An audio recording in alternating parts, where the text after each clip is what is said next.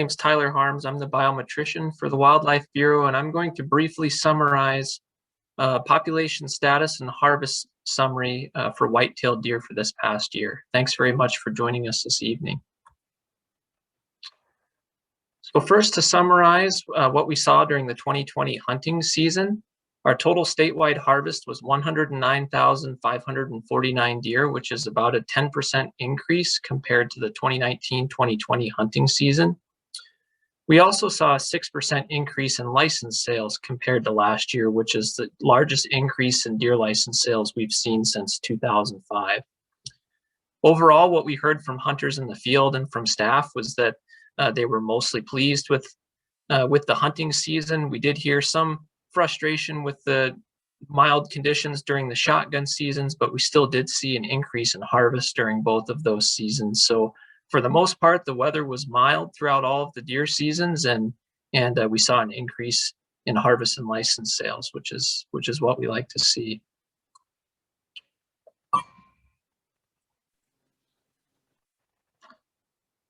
This figure summarizes our deer population trend since 1995.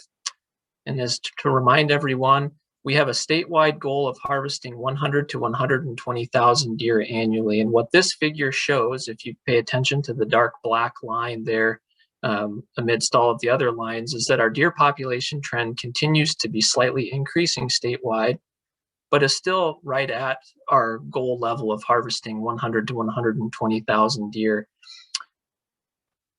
Just to comment really briefly on the other lines that you see on that figure, we have a number of different data sets that we use as indices for deer population trends on an annual basis. Those data sets include things like roadkill data and deer vehicle collisions that are collected by the Department of Transportation. And we also use data from our spring spotlight survey and our bow hunter observation survey, as well as the harvest data. All of those combined produce the dark black line that you see on the figure there that we use as a population trend that helps us make our management decisions annually. Chronic wasting disease continues to be one of the primary concerns for us in regards to our white-tailed deer population, and we continue to conduct annual surveillance for this disease. During the 2020 hunting season, we sampled just shy of 6,000 deer statewide, and we detected a total of 21 new positive deer across the state. And you can see there how those 21 positive deer break down by different counties. Most of those 21 deer came from counties in which we've already detected the disease, and most within deer management zones that we have established for managing this disease. However, we did add 2 new counties to our list. Those are in bold: Appanoose County in southern Iowa, and also Jackson County in eastern Iowa. Now, both of the positive deer found in those counties are just outside an existing deer management zone that we have for managing the disease. And while we do expect to see some spread outside those zones, it's obviously something that's concerning to us. And so we're going to continue to evaluate and adapt our response based on these new positive locations. And also, we're planning to continue our statewide surveillance efforts with some modifications in the future to improve efficiency. In other words, we want to try to continue to get the best information that we can from the samples that our hunters provide, but do that in a manner that we're efficient with both our time and our financial resources. I just want to take this opportunity to thank those of you that are deer hunters on the call for your cooperation as we continue to manage and monitor this disease. This map displays where some of the new positives were found during the 2020 season. As you can see, in eastern Iowa, you can see the new positive in Jackson County that I mentioned there, which is the lower of the little cluster of 3 in east central Iowa. You can also notice the new positive in Appanoose County, which is just northeast of our deer management zone that's currently established in Wayne County. And then I also wanted to note that while we already have a deer management zone established in Woodbury County in response to a new positive that we detected last year, we did detect an additional positive in Woodbury County during the 2020 season, and you can see where that is located in western Iowa on the left-hand side of your map.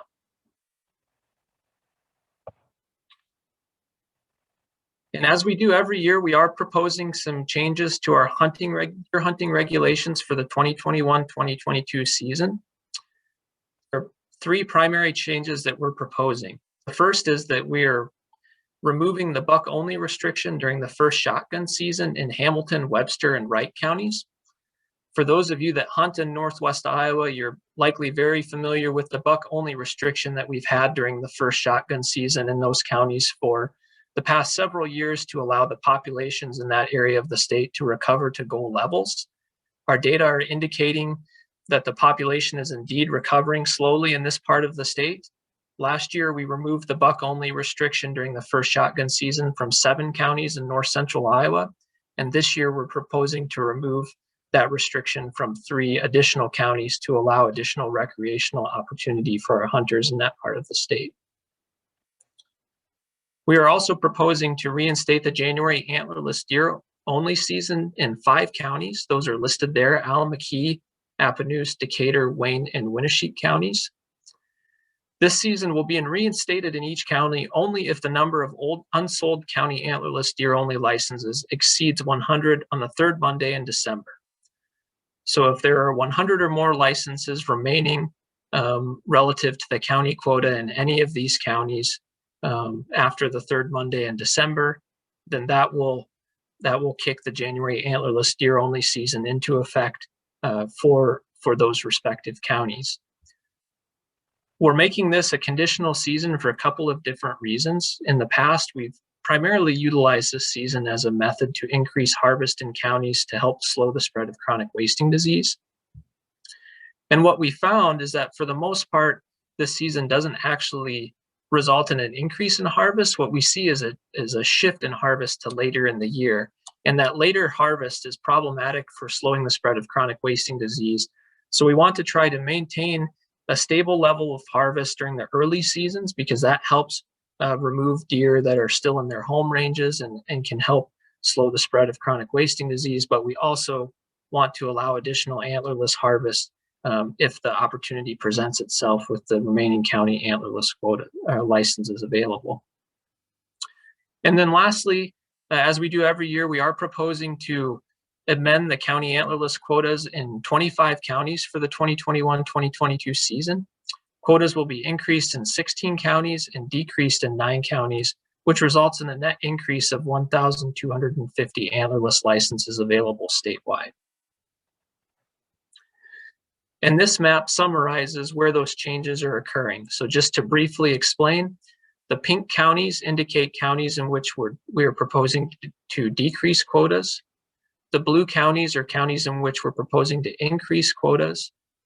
The yellow counties are the counties in which the January antlerless only deer season is we're proposing to be reinstated. The hashed counties that you see kind of in the top center of the map are the counties in which we're proposing to remove that buck only restriction during first shotgun season.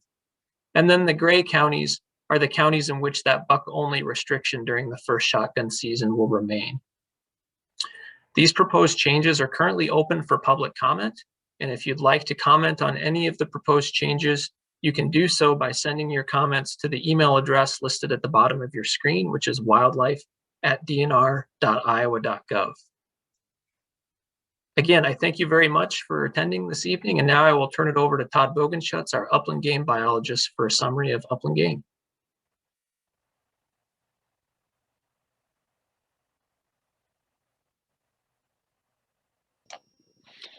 Okay, thanks, Tyler. As Tyler mentioned, I'm the Upland Game biologist for the Iowa DNR's Wildlife Bureau, and I'm going to give you a quick summary of our upland game population trends and our harvest trends.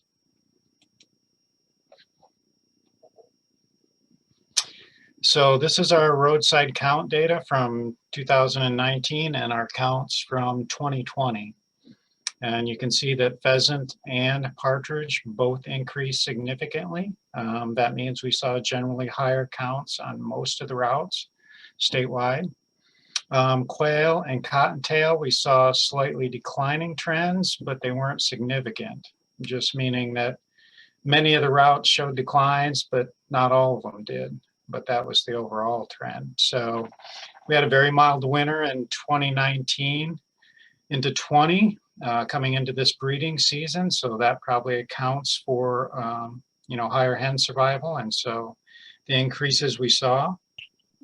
6 of our 9 survey regions were over 20 birds a route, which we haven't seen that in over 13 years, going back to 2007. And the counts in southeast Iowa were the highest we've seen since 1998. The pheasant counts in northeast Iowa were the highest since 2005. So generally very good trends for most of our upland game species. Moving on to harvest. We don't have numbers for the 2020 season yet because we're just in the process of mailing out those postcard surveys now. We have to wait for all the small game seasons to end, so cottontail runs pretty late. Squirrel season runs pretty late, so we don't send the surveys out until those seasons are done. So what you're seeing here is the 2018 numbers for harvest and the 2019, and then the 10-year average. So the winter of 2018-19 was kind of more of our typical winter. So we saw generally downward trends in harvest because our populations were lower in 2019. Based on what I'm hearing from hunters this past fall and from our staff and law enforcement was that hunters did pretty good overall during the 2020 season. And so I expect our harvest numbers to generally be higher than 2019 for all the species listed there. Pheasants may be the best we've seen in maybe over a decade. Just depends on what our hunter numbers are. So some of the concerns we have for upland game, obviously habitats, the elephant in the room. And so what you're seeing on this graph since 1990, the blue line is our trend in habitat acres. So you can see from the arrows I've got pointing there, just from 2005 to 2018, we've lost a strip of grassland habitat that's 4 miles wide that would stretch from Omaha to Davenport. So it shouldn't come as a shock that our pheasant harvest is following the same trend as our habitat trends. Birds got to have a place to live if we're going to grow them. So obviously that's a big concern for us. USDA did lower the rental rates for CRP, and CRP is one of our biggest upland programs on private land. And so landowners, when they get lower rental rates, aren't as interested in putting their land in CRP, so that's just less habitat for the birds. So we are concerned about that. So if you're concerned about the trend in CRP, you'll have to share that with your elected officials because it's not our program, it's USDA's program. But it's a very good program for upland wildlife. So just this past year, we lost another 53 square miles of CRP. So, that downward trend has not changed here in the last year. Going to talk a little bit about our hunter numbers. That's our other concern. We see this continued decline in our small game hunters. So I'll draw your attention to the little table here by 5-year segment. What the trend has been in our pheasant hunter numbers. So this is concerning to us, but the Wildlife Bureau, like many other states, has an R3 effort ongoing. If you're not familiar with R3, it's retention, reactivation, and recruitment of hunters. And so we're trying to find ways to encourage folks to get out there and go hunting. I know that probably can be difficult when we showed you, the declining trends, but I wanted to show you this graph a little bit. These are pheasant counts since 2007. And in 2007, we shot over 500,000 roosters, and we had about 120,000 hunters. They shot about 5 birds apiece for the season.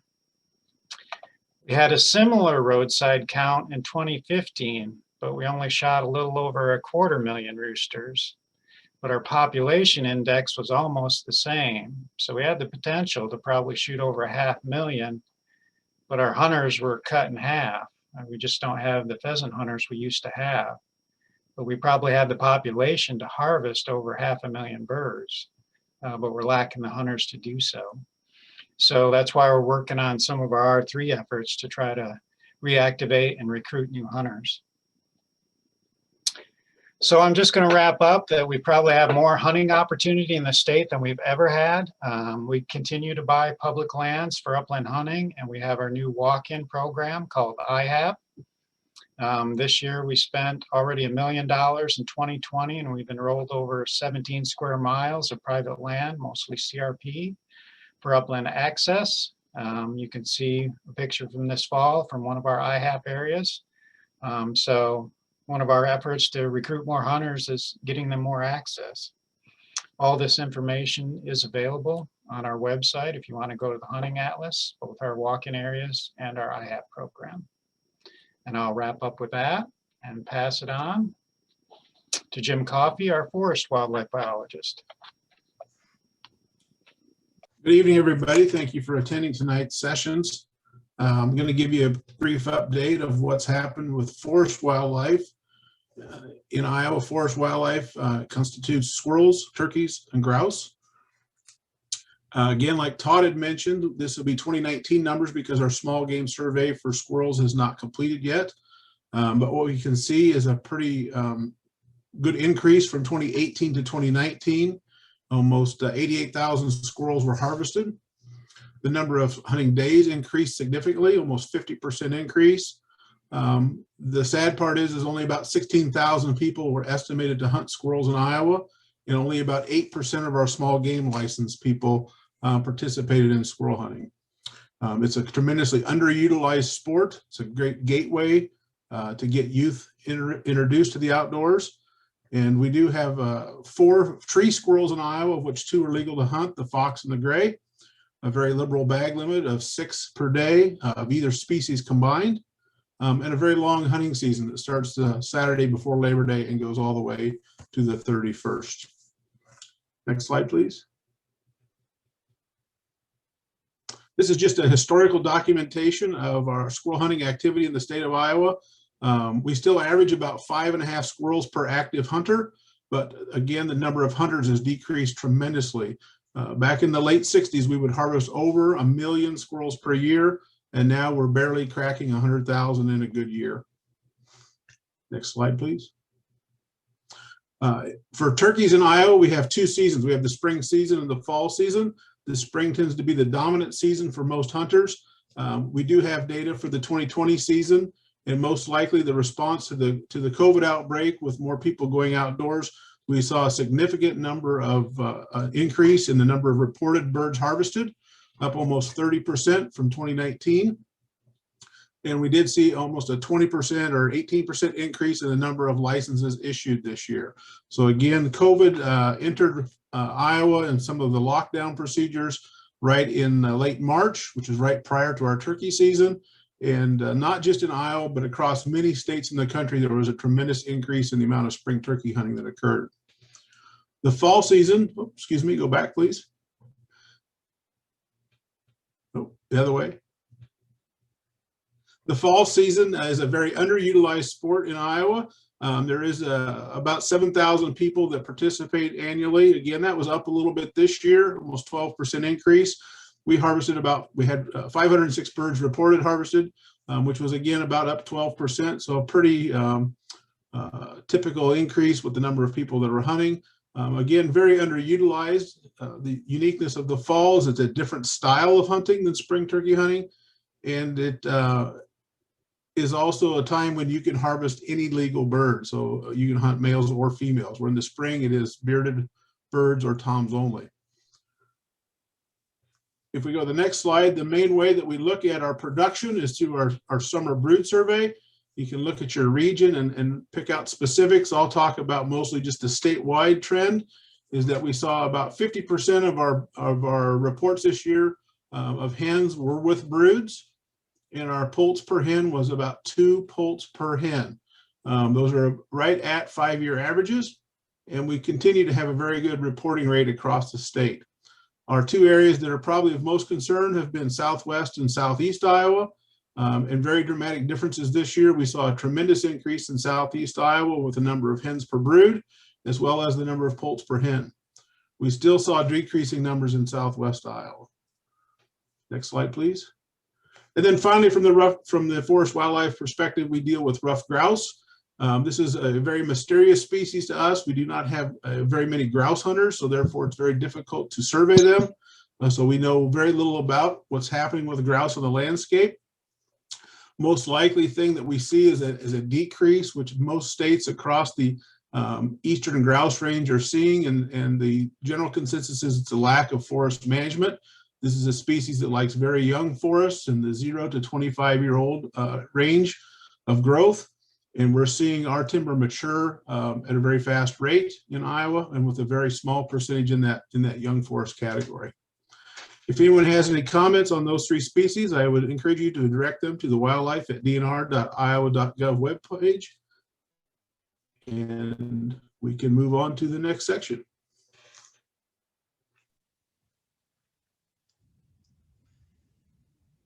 Good evening. Thanks, everyone. I'm Warren Jones. I'm a waterfowl biologist with the Iowa DNR.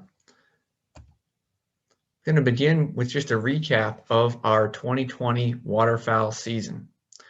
If you remember, this summer and fall of 2020 were quite dry, but then as we moved into October, it got abnormally cold. However, November and December moderated and had mild temperatures. So for waterfowl, what these conditions meant was that there was abundant shallow water in our wetlands.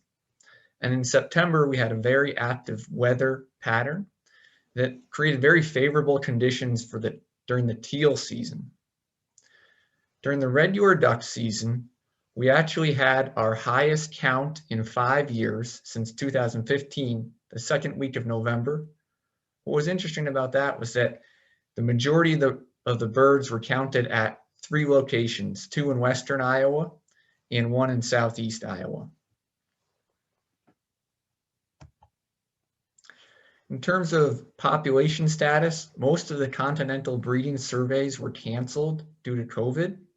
However, populations are thought to be stable and had modest production. So we think populations are still in pretty good shape. For Iowa waterfowl hunters, we've seen a long-term decline. However, in 2020, there was a 7% increase in sales of migratory game bird permits.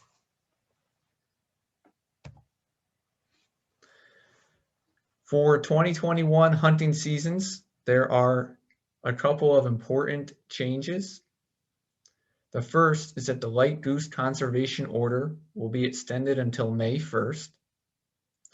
The second is that new waterfowl hunting zone boundaries and season dates will be implemented in September of 2021. Daily bag limits will remain the same, and there will be a special September teal season and a special September Canada goose season. The season dates of the reconfigured zones are on the bottom portion of the screen. In the north zone, the season dates will remain relatively similar to what we've seen over the last 10 years. The central zone is a newly configured zone, and the season dates there will be most similar to the traditional south zone. In the newly configured south zone, the season dates will be most similar to the former Missouri River zone. Here's a map with the boundaries of the waterfowl hunting zones for the next 5 years. The changes that were made is that in the north zone, the southern boundary is now Highway 20. In the newly created central zone, the northern boundary is Highway 20, the western boundary is Interstate 29, and the southern boundary is Highway 92. For the reconfigured south zone, the boundary is all of Iowa west of Interstate 29 and south of Highway 92. That's all on the waterfowl front. I'll turn it over to Vince Evelsizer. Hey, good evening, folks. I look forward to sharing some fur harvester information with you guys this evening. The first slide there that you'll see is a graph that just kind of shows the number of licensed fur harvesters here going back to 2001. So there's two lines there. The blue line is the actual number of licensed fur harvesters and how that's trended up and down. The red dashed line there is the harvest value or the fur market derived from Furbearers, Iowa licensed fur buyers. So it's interesting to look at the two correspond fairly closely together. When the fur market trended up or gained value there in 2011 through 2013, the number of licensed fur harvesters went up. And then, you know, conversely, unfortunately, the fur market weakened here the last few years and the number of licensed fur harvesters went down. So where are we at here recently? This past 2020-21 season, we had 15,259 licensed fur harvesters. So that was up from the previous year, 14,536. So we gained about 723 fur harvesters this past year. Probably a lot of that was due to COVID and folks wanting to spend more time outdoors. Next slide, please. This is a basic table showing harvest. We actually have been keeping track of harvest going back as far as 1930. But in order to be able to fit it on the page here for this evening, we're going to go back as far as 2014 here. So across the top there, you'll notice our Furbearer species listed there at the tops of the columns, and then across the left-hand side is year. And then if you look across the bottom row there, it's a long-term average harvest. So I just wanted to point out a few species here of interest to you with the numbers here. Is the first column there with muskrats. In 2019-20 season, we had about 15,000 rats harvested, and the long-term average harvest is usually around 231,000. So quite a bit lower it's trended. Looking across to the right there, gray fox numbers. The gray fox total harvest has gone down. We're all the way down into the single digits now, so that is a concern. There's probably more going to taxidermy or tanning right now than into the fur market. I think the average price has been around $11 for gray fox lately. But that's something we'd like to look at closer with some research if we're able to get an opportunity to do so and kind of figure out what's going on with that decline. Then if you look over to the right a little bit further, coyotes, a different story for coyotes. It's been one of record harvests the last few years. You know, if you look at 2017 through 2019 there, we're harvesting 15, 16, 18,000 a year. And the long-term average harvest for coyotes is 5,000 some. So considerably higher, 3 times higher than the long-term average lately. A lot of that is just that they're popular for a variety of reasons with technology, videos, and they have retained their value in the fur market. So anyway, just something to know about that we have these records, you know, if you're ever curious to find out what's going on with them. Next slide, please. This is just an example of our spring spotlight survey data. One of the ways that it's analyzed or looked at. I think it's a nice visual for folks to look at here. If you ignore the numbers, you can, and just kind of pay attention to the colors here. The brighter the colors indicate a higher relative abundance of coyotes and where that is in our state.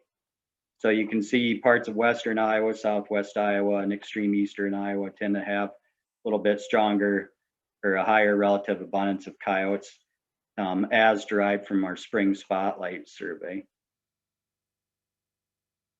So it's just something wanted to share with you guys.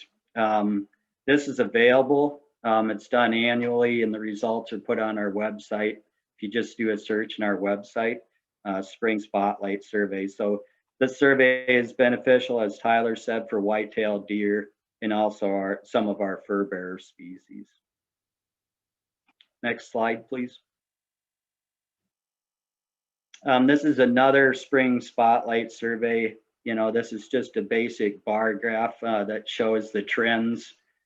We look at the trends in our wildlife populations for the fur-bearers and white-tailed deer. Here, this is an example of coyotes and how they've trended up and down, going back from 2006 up to 2020. So lately for coyotes, it's down slightly, but overall it's been relatively stable, even with the higher harvest last few years. So this kind of information can also be found in our population and harvest trends report that's also on our website. Next slide, please. Okay, this was something I was excited to share with folks. This is the last 3 years we've done a fur harvester diary survey. It started in 2018, then we ran it during the 2019 season and 2020 season. So for the past 3 years, we've been running this survey, and the main objective of this is to really get effort information. We want to know what are folks spending their time on when they're hunting fur bearers, whether that's predator hunting or hunting coons. What methods are they using? And then for the folks that are trapping, we wanted to document current information on what are they spending their time on trapping. Is it muskrats or is it coyotes or what? You know, and that kind of thing. And so about 1/3 of you fur harvesters got a mail survey here, and voluntarily were asked to fill it out and send it back to us.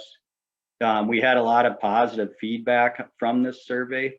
Pleasantly surprised about that. So it was a lot of fun to work with you guys on this. So this table here, it's just an example of one piece of information from the fur hunting part of this survey. The 2 circles there, coyotes, there, you know, we found, for example, that 65% of our coyote hunters that filled out this survey are using calling to hunt them, you know, and 7% or so are using dogs. Then the next blue circle down there is raccoons.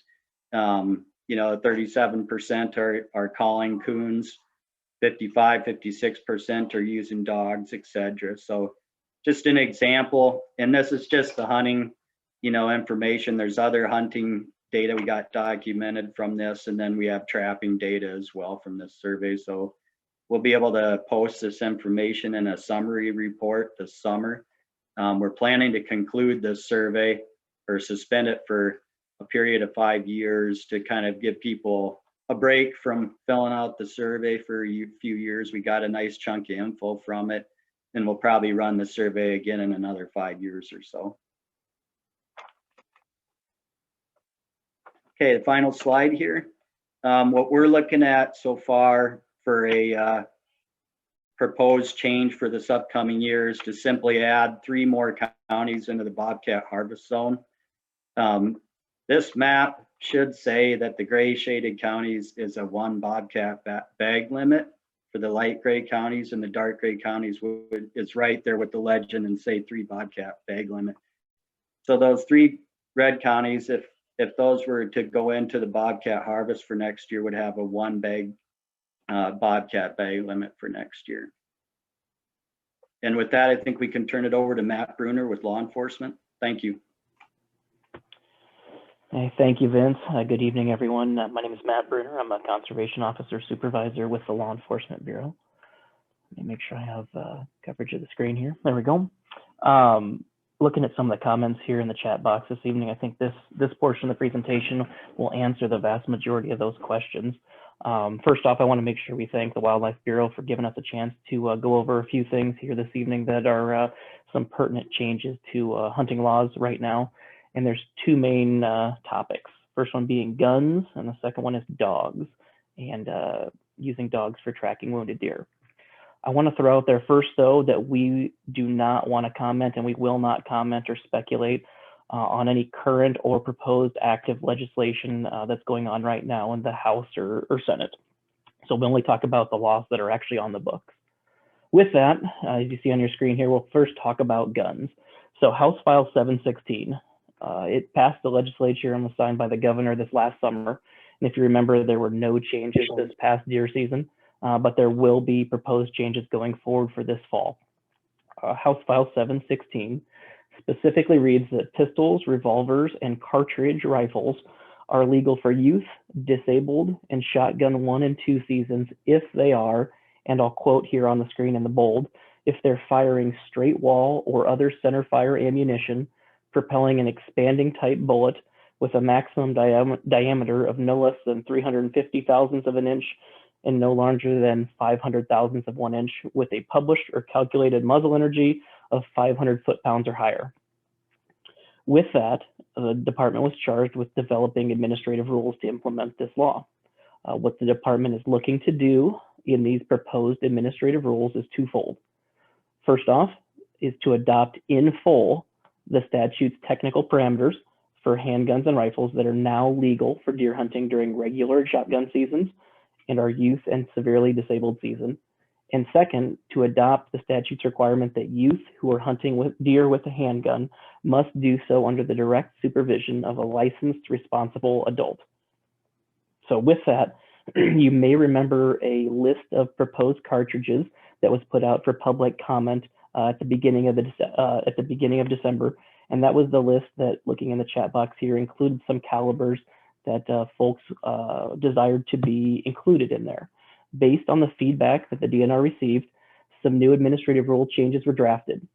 Simply stated, the legal weapons for youth, disabled, and shotgun 1 and 2 will be those that are specifically listed in the bill and Iowa Code Section 481A48. And those are the 350 to 500 caliber rifles with muzzle energy of 500 foot-pounds or greater. There is no list of approved legal cartridges in the proposed administrative rule. And I'll repeat that we do not have a list of proposed cartridges in the proposed administrative rule. It will just go by the 350 to 500 caliber rifles with muzzle energies of at least 50 foot-pounds or greater. Also included in the bill was specific wording that requires youth hunting with a pistol or a revolver needing to be with a licensed adult at least 21 years old and be under their direct supervision throughout the hunt. So to reiterate, and we've answered this question for the public a lot lately, there is no proposed list of legal cartridges in the proposed administrative rule. The DNR is proposing to have the wording match what the Iowa Code says for legal handguns and rifles. And again, that is anything 350 to 500 caliber with a 500 foot-pound or greater muzzle energy. With that, I'll try to arrow over here. There we go. There is a public comment period that is open right now for this notice of intended action for the changes in our Chapter 106 or our deer hunting regulations. And it's currently open until the end of the day on March 2nd. And we'll have a required public hearing or conference call that is set for noon on March 2nd as well. If you'd like to submit a public comment related to this proposed administrative rule, you'll see the email there in the middle of the screen is lawenforcement@dnr.iowa.gov. Or if you would like to participate in the public hearing scheduled at 12:00 p.m. to give comment, please also reach out to the lawenforcement@dnr.iowa.gov and you'll receive information and a reply email as to how to be part of that conference call. Again, I'll leave that slide up there on the screen for you folks writing down that email address. It's lawenforcement@dnr.iowa.gov.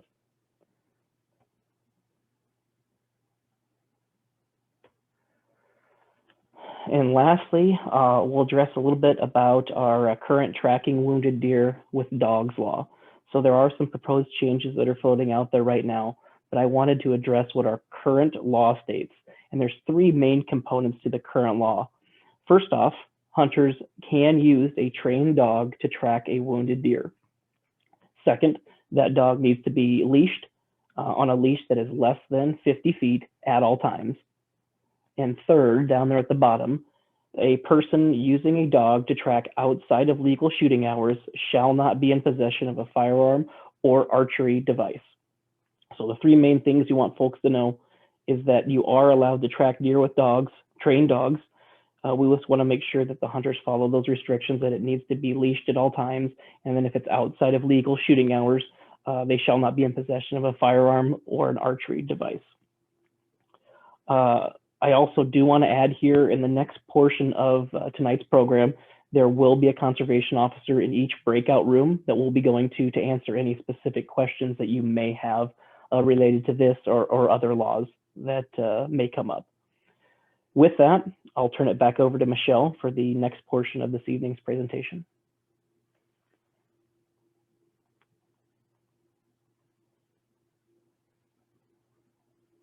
Fantastic. I'm going to leave this up here for just a minute. Any comments or suggestions outside of the specific ones for law enforcement, please submit those to wildlife@dnr.iowa.gov. And again, just to reiterate, Officer Bruner, it was law enforcement at dnr.iowa.gov for those specific to what he just presented. So wildlife@dnr.iowa.gov or law enforcement at dnr.iowa.gov.